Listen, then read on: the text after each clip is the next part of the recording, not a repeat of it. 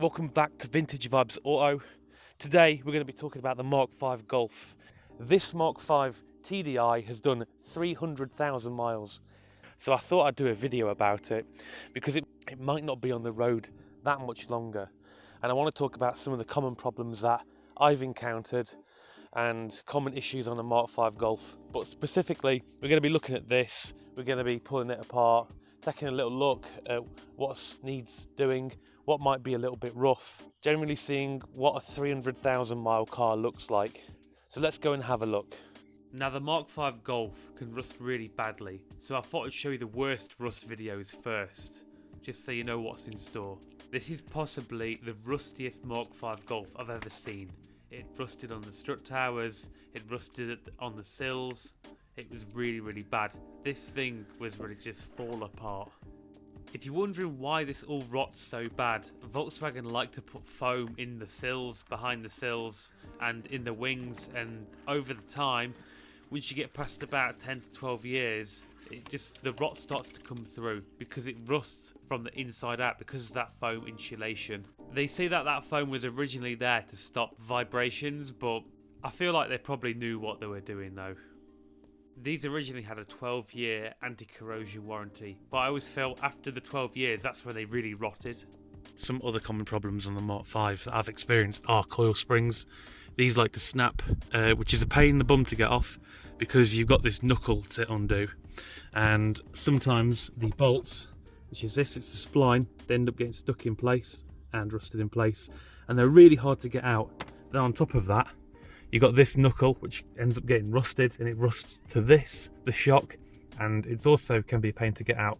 And you have to hammer a chisel right up through this bit here to end up getting the shock out, which is still quite a pain. And you have to undo the drive shaft, the wishbone, the ball joints, all to get it off, which is not very pleasant.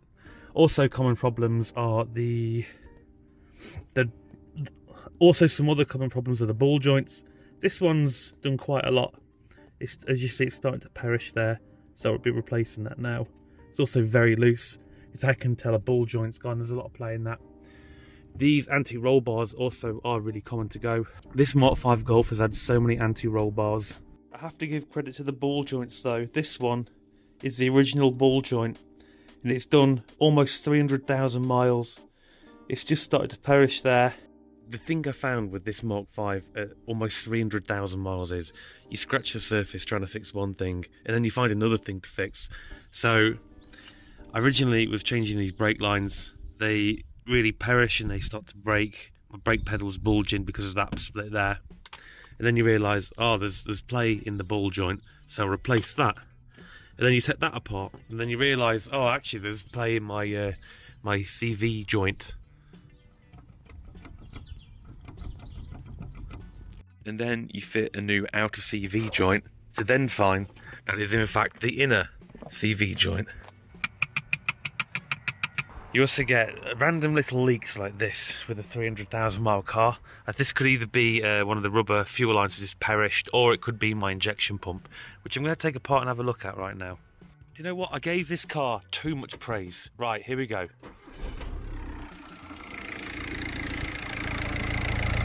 Look at that!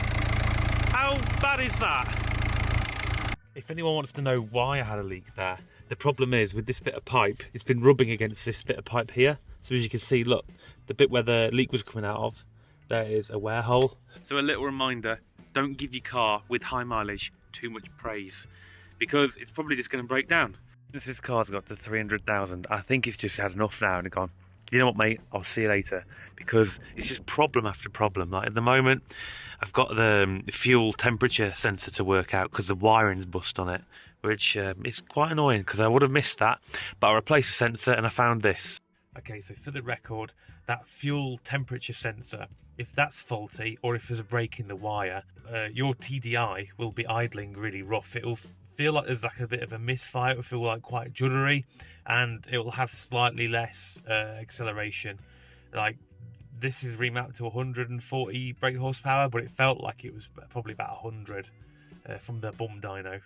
But yeah, just so you know why I fixed that. It didn't flag up anything on the dashboard. Mark 5 TDI is actually really good for not showing the engine management light. It just won't tell you that it has a fault until you feel it yourself. The thing about a 300,000 mile car is, thing sees, so we've just topped some oil up in it, and now the bonnet doesn't shut. So I felt like the Mark 5 deserves some good alloy wheels for the little time it's got left. So I chose some Mark 7 GTI wheels. I wouldn't normally pick black, but they come powder coated black. I didn't want to rattle can them silver.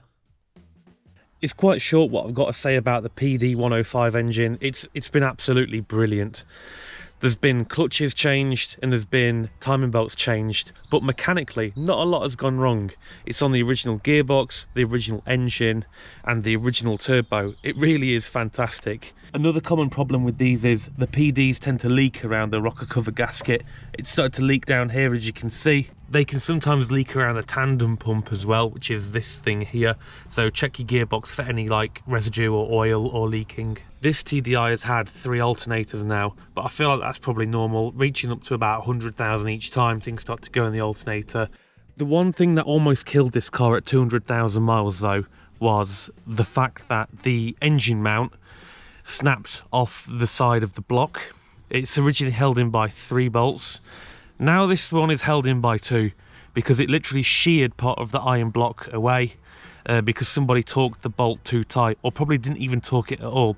That wasn't me, by the way. This is a common problem because if you get someone to do the timing belt and they don't know what they're doing and they don't use specific torque specs, this could happen if it's over tightened. This here is a MAF sensor, and these can also go causing limp mode and low power, or incorrect fueling and high miles per gallon. This is the original one, the 300k. It's never gone wrong, but they can go wrong, and it is a common problem. These headlights have been buffed up so many times. They always seem to go cloudy. It's a really common problem on Mark 5 Golfs. What I do is I get a bit of T-cut and a buffer and I buff them out. It's like a 20-minute job and it brings them back up to looking like new. The inside of the tyres will wear down because the bushes on the rear axle tend to degrade and perish over time, which will leave play in your rear axle. This is on its second set of wings. They tend to rust around here mainly. That's what ends up killing a Mark 5 wing, because Volkswagen put foam underneath them. If you have a Mark 5 Golf, check to make sure the foam has been removed, because it will rot out this arch. Sills are also really super common to go. Both the sills are like a patchwork quilt. They've had about 3 or 4 patches on each side.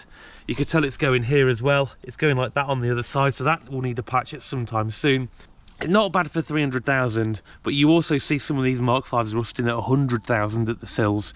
They rust from the inside out, I believe, or I've also seen them rust around the bungs, which is just underneath the sill. So if you go and have a look at a Mark 5 Golf, put your hand underneath the sill and check to make sure there's no rust or nothing is soft under there or crunchy. These calipers that are on the 1.9 and the lower Mark 5 Golfs, they're FS3 calipers. They can also be a little bit troublesome, I've found. I don't know if it's just bad luck, but they end up, the piston ends up sticking and rusting. The rear wishbone bushes have also been replaced with polybush. This was a bit of a mistake though, as I found the polybush incredibly squeaky. They also tend to rust around the bottom of the VW logo. This happens when you wash the car and water gets trapped in this lip here, rusting this bit out here. This was covered up years and years ago and it never actually went back to rusting, so I guess I'm lucky. The wires also fray in here, so for this car the wires have frayed in here, so the wiper, the rear wiper, is constantly on. This is something I need to sort.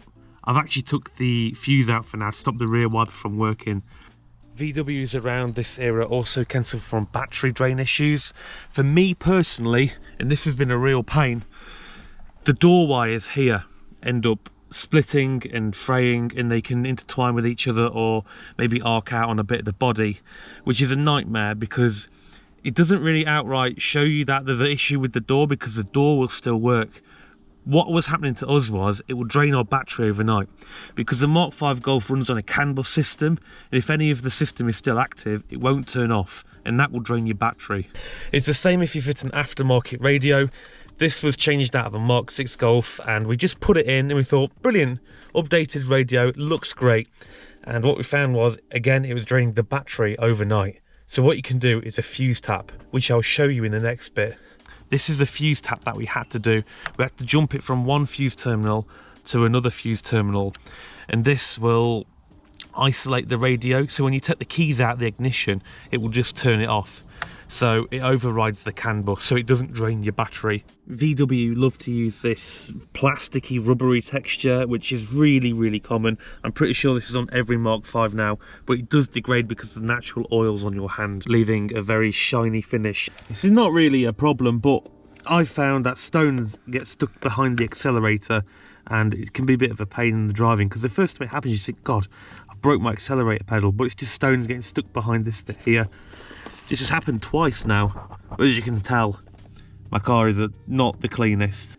The interior lights also never turn off, so I've had to take the fuse out for that. I have no idea why they're still on, but one day I got in my car and they were just on. You couldn't turn them off no matter what switch you pressed, they were on. The rears as well were also on, and I couldn't figure it out what the problem was, so I've had to take the fuse out for that, annoyingly. Handbrakes aren't really strong on this as well. Pull it up a couple times and you can hear that. You really have to pull them up far to get it to stop. This needs a little handbrake adjustment, but I end up finding I have to do this every couple of months. If you own a Mark V, you'll probably notice it has aircon, and you'll also probably notice the aircon doesn't work, like most old cars. When this video comes out, this car's going to be off the road. It's a shame, but it reached my goal. It survived my family and it reached 300,000, and I'm pleased for that. It's been the best car ever. But as a viewer, would you want this car? Would you want a 300,000 mile car? The answer is probably no. If you have any mechanical knowledge, you're not going to want this car. Mark V Golfs are rusty, and they do have little niggles here and there, but the main problem that will kill this car is rust. If you fancy a cheap £500 car that's done like 200 or 300,000 miles for a project, the answer is yes. These engines are mint. It lives and breathes at 300,000 miles. But it needs a bit of an enthusiast now. These cars are 20 plus years old. They are getting on a bit, but they are a good car. This car should have died a long time ago. It shouldn't be going still, but it exists. It's here. And I'm forever grateful this car has took my dad, my sister and me for many years around the UK. It is such a good car. You know, all good things must come to an end, and for the foreseeable, this car's going to be parked up. I said that in my first video when I first started YouTube, but it just didn't sit right finishing this car at 288,000, so I wanted to get to 300,000+ miles. I've had a lot of time to think about the Mark V, and I've had a lot of other stuff to do in life, and I think it's not a good outcome, it's not a bad outcome, but the outcome that I've picked is to donate it to my local college. I think my dad would have liked that. If you haven't watched my other videos, he passed away in 2020. I'm okay with it. I feel like I need to let go. I feel like it's the right time. This has done 303,000 now, and it's run out of MOT, needs some welding, and I feel like it would be good to just give back, and you know, I think my dad would like that.